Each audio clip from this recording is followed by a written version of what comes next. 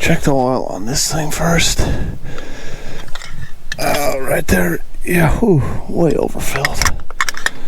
We're gonna be blowing out the valve cover, but that's all right. Man, look at this, a little frosty this morning. Well, not frosty, just extremely dewy.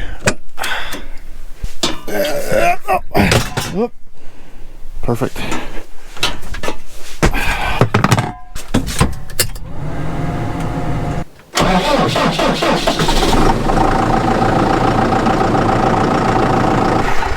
Oh man, dude, we gotta open these window vents for the first time this year. They've been closed all year, basically all spring and summer, you know, because we don't need heat on the windows. But this morning, it's the first morning that it actually froze. It got down to 32 degrees. Things are definitely changing. We're gonna get some heat going in the tractor for the first time. All right, let's jump out and unhook the planter. Oh man, that definitely sharp pain in my ankle. Oh, shut that. Oh, once again, we gotta get this thing figured out. Don't touch that when it's running. A freak accident almost claimed the life of a farmer. Okay, don't be like me. All right, get the jack off of here. All right, I gotta set you guys down.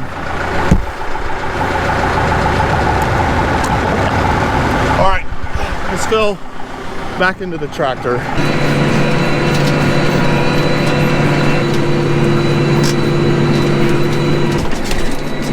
Whoa, stop, right here. That's perfect. Put it in park. All right, open that.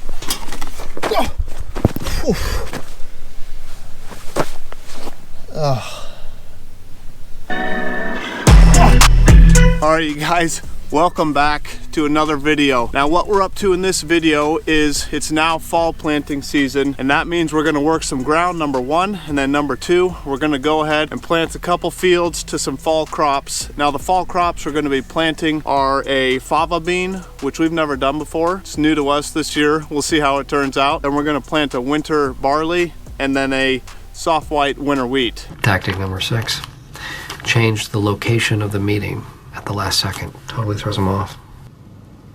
All right, you no-tillers, this is the part where you're gonna wanna just plug your ears and zone out maybe. But for the rest of you, here it is. All right, I'll give you guys the breakdown of what we're doing today. So obviously we got the field cultivator on the back of our T6 here, and we're out in a 45-acre field that we got, and this field is going to go to fava beans. But a little bit of background on this field and what we did to it is this field was red wheat this spring, and then we harvested that red wheat this summer. Then what we did after that is I took the disc, went over it lightly with a light disking, kind of worked all the seeds back into the soil, and then we turned the pivot on in this field and watered up all the volunteer wheat seed, whole bunch of weeds and wild oats, things like that. And we had probably about 2 feet of plant matter in this whole entire field. Now we're certified organic on our farm, and that means we can't use any sort of chemicals to control weeds or anything like that, and that's perfectly fine with me. So what we do on our farm, instead of relying on synthetic fertilizers and chemicals, is we grow up these green manure crops, and then what we do is we take the moldboard plow and we plow under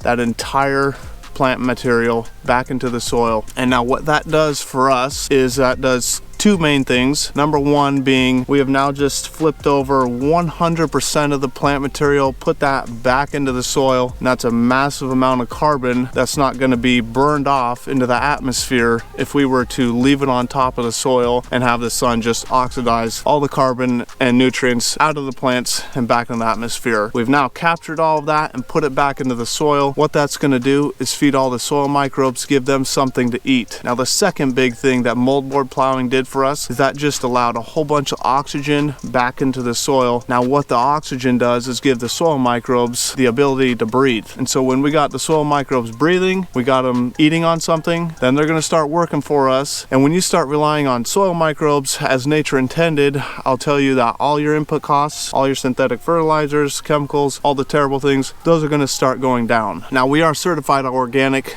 on our farm, so we can't use those anyways, but I wouldn't even want to use them if I could. All right, so you know tiller guys, you can unplug your ears now. We'll get back to the rest of the video. All right, anyways, you guys, so now we're running over this field with 2 passes. We're gonna do the first pass light, and the second pass we're gonna do even lighter, and that way we're just disturbing the top part of the soil, not trying to bring up any new weed seeds, and that'll flatten out the soil nicely, get a nice seed bed out here.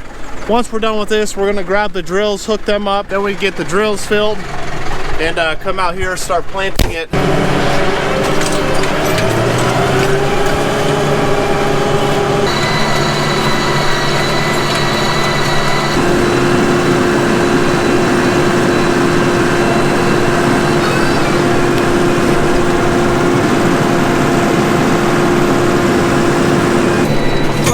Hold up. We're gonna stop right here. This is a perfect spot. This is the perfect spot. Couldn't get any better than this. Open that back up. The door shut on its own this time. That's good. All right, we're at the pivot point here. As you can see right here, this is the field of buckwheat we got. This field doesn't need to be watered anymore, so while we're out here, we might as well get this pivot moving to the edge of the field, because it won't be long until we have the swather out here and we're swathing this field and getting ready to harvest it. So let's get this thing moved out of the way. Let's see, what am I even supposed to do here? Let's see, water's off 100%. Let's see, stop and slot at 0 degrees. We're gonna put that, what are you doing? There you go. Actually, I'm gonna put that at about 358. I think that's perfect. Hit go. Let's see. Yeah, the light is on, so I think we're good. All right, so I got a little bit of a concern here. This might be the first year that we don't get a field of buckwheat harvested. Now, the only reason is because, like I said, it was 32 degrees this morning, and buckwheat is definitely a warm season crop. If you get to 32 degrees, that the buckwheat's probably gonna die. Now, as you can see on some of these seeds, I think these ones are filled out and okay, but there's some of them that look like this that are still white and filling out. And if this 32 degree morning was able to kill this crop of buckwheat, we might have a serious problem on our hands here. So we could probably come back later today and have a look at this buckwheat and see if it's all wilted. And if it is, that means the frost, the 32 degree morning, definitely got to it. And we're probably gonna have just a terrible buckwheat stand this year.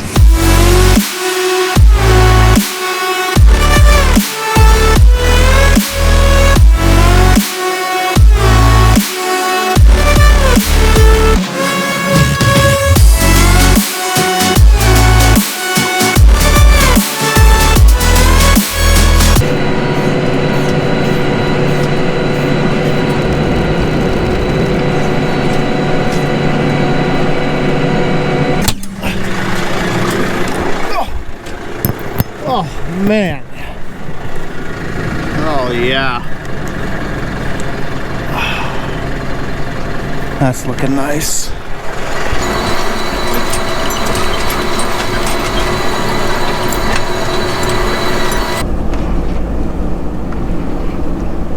Oh, okay, stop, right there. Shut it off. All right, you guys, so I just finished running the last pass on the 45 acres that we're going to plant to the fava beans. Actually tomorrow now, because it's the end of the day. but I just wanted to come out here and see what the buckwheat looked like at the end of the day, just seeing if the plants are wilted and like they got hit by the frost. And it kind of looks like it's not looking real good. I'll just tell you that right now. Some of these plants you can see, man, the leaves, they kind of turn like a different color a little bit, and they'll start wilting like that. But then there are some plants in here, like right here. I don't know, this one doesn't seem like it got killed by the frost, so I don't know. We'll have to keep an eye on it, come back out here tomorrow and see what it looks like. Hopefully, yeah, just not sure what the yield is gonna be out here. Anyways, you guys, that's gonna be the end of this video. I hope you enjoyed it. We'll see you in the next one.